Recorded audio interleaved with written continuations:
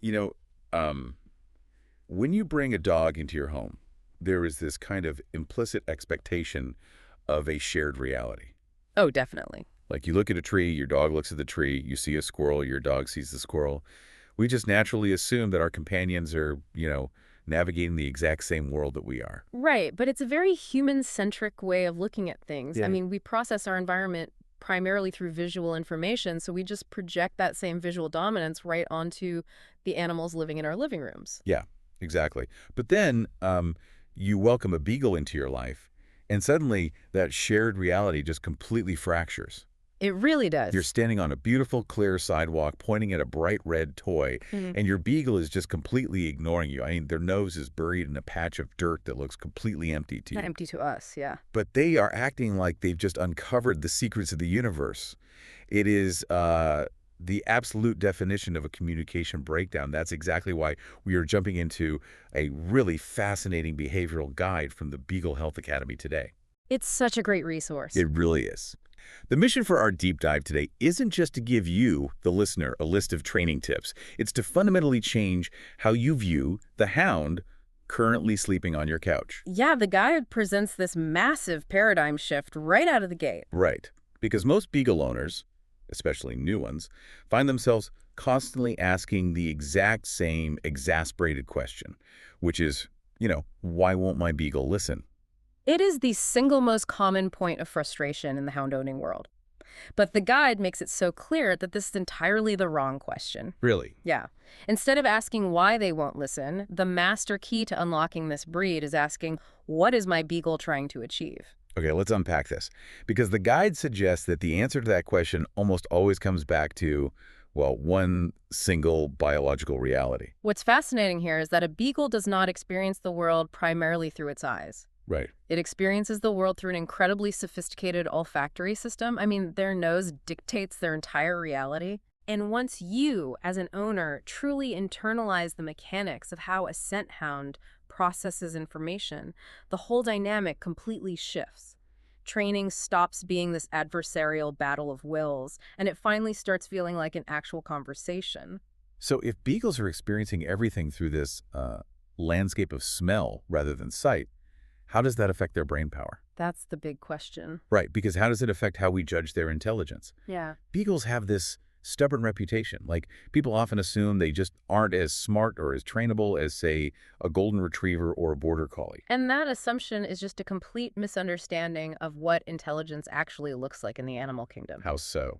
Well, beagles are exceptionally intelligent dogs, but their intelligence doesn't look like what humans traditionally expect from a quote-unquote smart working breed. I mean, we expect them to stare at us, right? Exactly. Think about the jobs different breeds were developed for over centuries. Breeds developed for herding sheep or retrieving fallen birds, they're wired to watch a human handler closely. Right, they need our cues. Right. They are bred to respond instantaneously to human visual and verbal cues. Their job required constant, focused deference to a person. But beagles were developed for something fundamentally different. They were bred for independent scent tracking. Yes. They were tracking scents often at a significant distance from any human handler, sometimes miles away. Oh, wow. Miles. Miles away.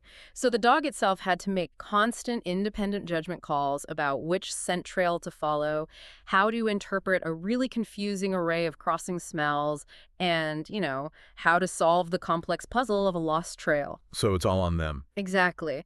That is a form of intelligence built entirely around independent problem solving. It is not built around constant deference to human direction. It's like hiring a brilliant private detective, putting them on the trail of a prime suspect, and then getting mad that they won't stop their investigation to play fetch with you. That is a perfect analogy. Right, like you hire them for their independent judgment, and then you get completely frustrated when they actually use it. And to understand the mechanism behind that frustration, you really have to look at how their brain allocates resources. Okay, tell me about that.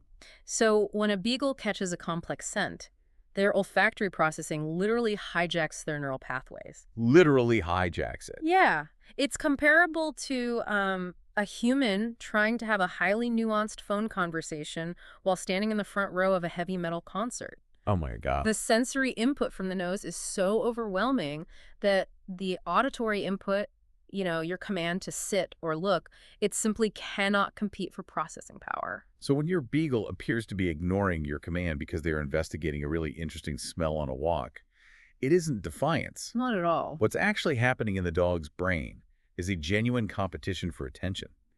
You have this inherited, centuries-old biological imperative battling against a relatively newly learned behavior. Yep. And when it comes to a beagle with a fresh, unfamiliar scent, instinct is going to win that battle basically every time. Recognizing that biological mechanism, that is the big aha moment for most owners. It's not a dog being spiteful.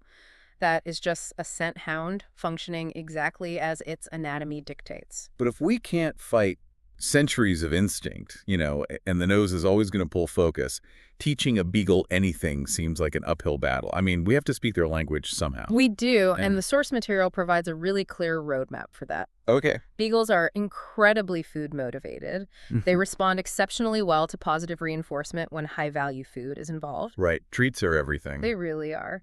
So the key to successful training is structuring it to accommodate their cognitive load.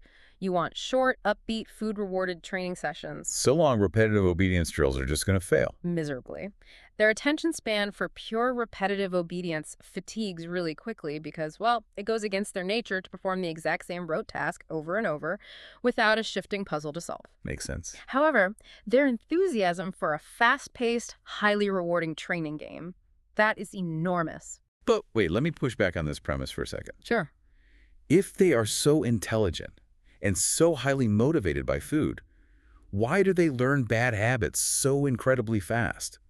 Like, the classic beagle move is stealing food off the kitchen counter. Oh, the counter surfing. Yeah. Yeah. If they are so smart, that behavior should be easy to train out of them, right? Yeah. Yet it's notoriously difficult. That rapid acquisition of bad habits is actually proof of their intelligence. Really? Yeah.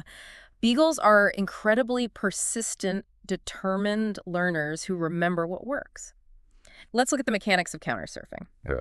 If a beagle jumps up and finds, say, a forgotten turkey sandwich, they just received a massive high-value reward for their effort. Right. It's the ultimate canine jackpot. And a jackpot that pays out intermittently is actually the hardest habit to break. Well, because they never know when it'll happen again. Exactly. Intermittent reinforcement is the most powerful psychological driver of behavior. Because they are determined problem solvers, if they counter-surf and find food even 1 out of 10 times, the neurobiological spike of dopamine they get from that occasional success is enough to completely cement the habit. Wow. They learn that persistence eventually pays off. So they apply their working intelligence to learning a habit you didn't intend just as effectively as learning a deliberate cue. They're literally playing the slot machines. They really are. Like, even if it only pays out a sandwich once a month, that biological drive to seek the reward ensures they're just going to keep pulling the lever. Yes, Dad. So instead of fighting that driven nature, the guide mentions we should really embrace the nose in our training, right? Yes. You incorporate scent into your training rather than treating it as a distraction you have to somehow eliminate. How do you do that? Well, teaching a specific find it cue where they get to use their nose to locate a hidden treat works wonders. Oh, that's clever. Yeah, and using scent-based search games as the actual reward for completing a different obedience command that really bridges the gap. It speaks the beagle's native language, using their strongest sense as the ultimate motivator. Here's where it gets really interesting, though. Because if they learn so beautifully with food and scent games indoors, taking that exact same biological imperative outside introduces massive points of friction. Oh, absolutely. I mean, getting a beagle to simply come when called or just walk nicely on a leash is notoriously difficult. Because you are running right back into that centuries-old instinct, but now it's amplified by a completely uncontrolled environment. Right. Let's look at recall first, getting your dog to return to you off-leash. The biological reality is that recall around a genuinely exciting scent is likely always going to be harder for a scent hound than for, say, a retrieving breed. The wiring is just different. The neurological wiring prioritizing the scent is just incredibly strong. The guide emphasizes that reliable recall isn't impossible, but owners frequently sabotage their own efforts. Yes, they do. There is this massive trap outlined in the text that owners fall into out of sheer frustration. The scolding trap. It completely rewrites the dog's association with returning. Walk me through that. Imagine you are in a secure, off-leash area. Your beagle finds a fascinating rabbit trail and you call them, but They take their sweet time, deeply engrossed in the scent, before finally trotting back to you, like 5 minutes later. Which is so frustrating. The natural human reaction is to be annoyed. You've been standing in the cold waiting. So the owner scolds the dog the moment it arrives for being so slow. But the owner's reacting to the 5-minute delay. The dog's brain doesn't process it that way, does it? Not at all. The dog makes an immediate associative link based on the exact moment the consequence occurs. Oh, no. Yeah. The dog just learned that leaving an amazing smell to return to you results in a harsh tone and an angry posture. You have successfully taught them that arriving at your feet is deeply unpleasant. That is wild. To build reliable recall, you must enthusiastically reward the arrival every single time, even if it took them 5 minutes. Even if you are literally gritting your teeth in frustration the moment they arrive, you have to throw a party. High-value food, immense praise. So you're basically paying out the ultimate jackpot for the act of arriving, completely ignoring the massive delay. Exactly. You practice this in secure spaces with lots of short, positive repetitions to build muscle memory. But, the guide is very realistic about the limitations of training against biology. Which means? A long training lead, or a securely fenced space, remains a lifelong safety tool for this breed. Especially in unfamiliar, scent-heavy areas, you just cannot train the hound out of the hound. So we've established the challenges of off-leash recall. But when you attach a 6-foot leash, you encounter another huge point of physical friction, which is leash pulling. Yeah, and from a pure behavior and biomechanics standpoint, leash pulling actually makes perfect sense for a beagle. Really? How so? When they drop their head and pull forward, they are engaging in what's called olfactory tunneling. They are literally following the most compelling information available to them. Oh, wow. Asking a beagle to walk in a perfect, rigid heel past a field full of interesting smells requires them to entirely override their strongest biological instinct for the duration of the entire walk. It's like asking a kid to march in a straight military line through a theme park without being allowed to turn their head to look at the roller coasters. That's exactly it. It's an incredibly demanding cognitive task. It demands an unrealistic level of suppression. So the practical solution presented in the source material is structured compromise. Okay, what does that look like? You teach loose leash walking in low distraction settings first, like your living room or driveway. You utilize a well-fitted ergonomic harness so their pulling doesn't damage their trachea. But, crucially, you have to build in dedicated sniff time on the walk. You literally have to let them read the neighborhood news. Yes. Giving them dedicated time to just follow their nose actually lowers their heart rate and satisfies their mental drive. That makes a lot of sense. If you provide an outlet for the instinct, they aren't constantly fighting against a pace that ignores their biology for the entire walk. Well, following the nose to its logical conclusion brings us to the boundary of the yard and the Beagle's infamous reputation as an escape artist. Yes. And this is an area where owners project a lot of complex emotional narratives onto the dog. What do you mean? When a beagle digs under a fence or, squeezes through a gap in the gate, they are not trying to run away from home. They aren't emotionally dissatisfied with their living conditions or rejecting you as an owner. They aren't packing a tiny suitcase because they are mad about the brand of kibble you bought. Exactly. They are very often just blindly following a scent trail that happens to cross the property line. Oh, I see. A rabbit ran under the fence, so the beagle's nose dictates they must also go under the fence. They aren't processing the concept of leaving their territory, nor are they planning what to do once they reach the other side. They're just locked onto the trail. They are. And that specific biological tunneling is exactly why secure, deeply buried fences and boundaries that are checked regularly for gaps, those are a lifelong necessity for the breed. Following a trail outside is one thing, but what about when they can't physically follow the scent? Yeah. Or when they hear a strange noise? The guide dedicates significant space to the vocalizing. Oh, yes. The barking, the baying, the howling. It's a lot. This raises an important question about how we actually interpret canine communication.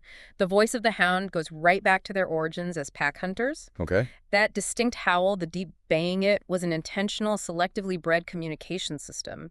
It was designed to signal to human hunters and other dogs across incredibly long distances through really dense brush. So it means something specific. Yeah, it translates roughly to "I found the trail" or "the prey is cornered." But telling a hunting dog to just be quiet when the mailman arrives feels like telling a smoke alarm not to go off. It seems totally impossible to train out of them. And the text notes a critical distinction for owners here. Instinctive vocalization triggered by environmental stimuli can be managed, but it cannot be eliminated. Right. Total silence is an unfair and completely unrealistic goal for a beagle. You cannot suppress the instinct, but you can redirect the energy into an incompatible behavior. Oh, so you give them a different job to process all that excitement. Exactly. Let's take the visitor at the door. If you just yell, "Quiet," your loud, sharp tone is perceived by the dog as you barking right along with them. Adding more chaotic noise to their excitement. Precisely. Instead, you redirect that initial burst of adrenaline into a productive, incompatible behavior. Like what? You train them to sit on a specific mat for a high-value treat when the doorbell rings, or you train them to go fetch a specific plush toy. Because they can't aggressively bark while holding a toy in their mouth. Right. You provide a structured outlet for the stimulation rather than demanding a highly stimulated hound just, suppress their physiological response. We've talked extensively about their independent hunting instincts and their loud communication, but historically they were pack hunters. Yes, very important context. So how does a dog bred to work in large, noisy packs integrate into the hierarchy of a modern family household, like with kids or other pets? The transition to family life is actually one of their strongest traits. Really? Yeah, because they were bred to work cooperatively in large packs without fighting over resources or territory, they generally possess a remarkably stable sociability.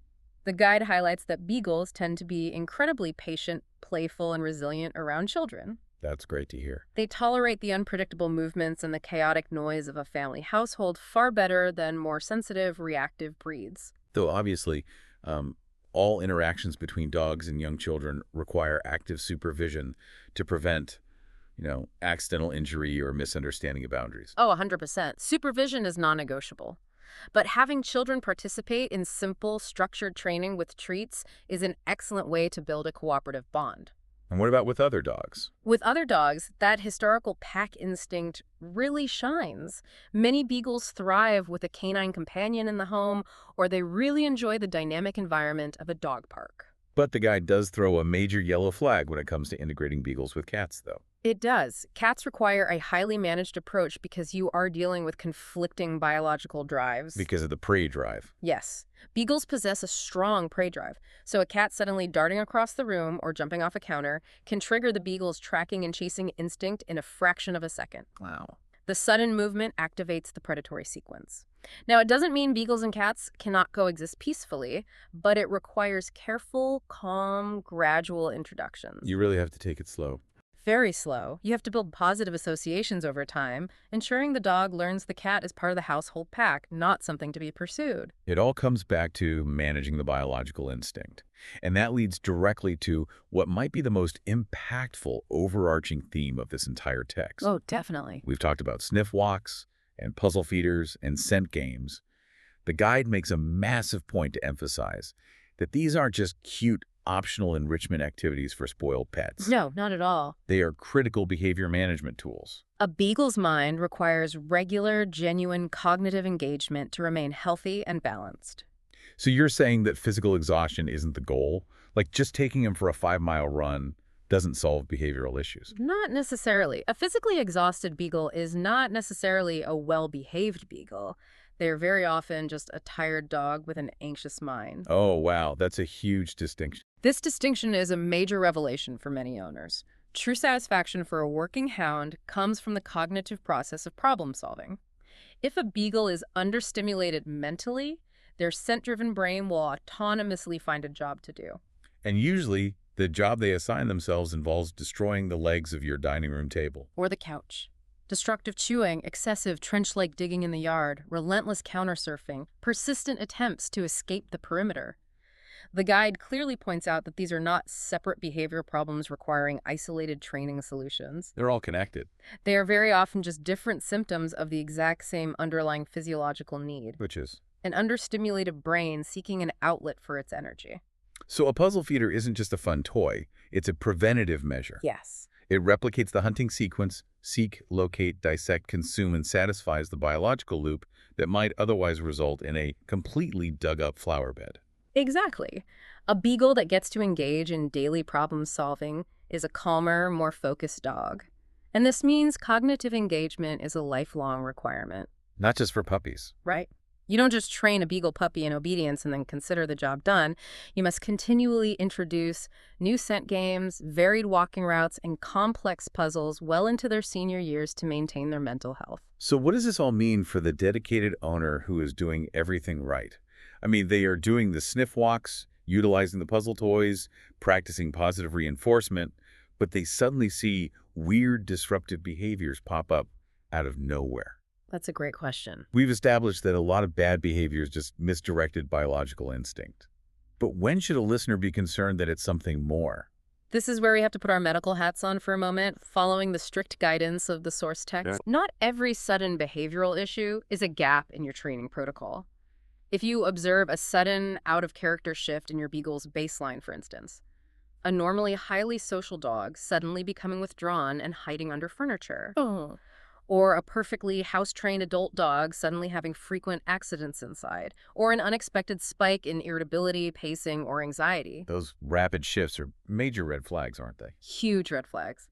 Those sudden behavioral changes frequently reflect an underlying medical issue, acute physical pain, or a genuine neurological fear response. Because they can't use words to tell us they hurt. Exactly. The dog is attempting to communicate that their internal state is compromised the only way they know how, through altered behavior. Right. In those scenarios, you don't need a new scent game or a stricter training regimen. You need to loop in your veterinarian immediately to rule out a medical cause. And if the vet clears them physically. If the vet clears them, but you are dealing with a complex issue like severe separation anxiety or sudden aggression, bringing in a certified veterinary behaviorist is the responsible move.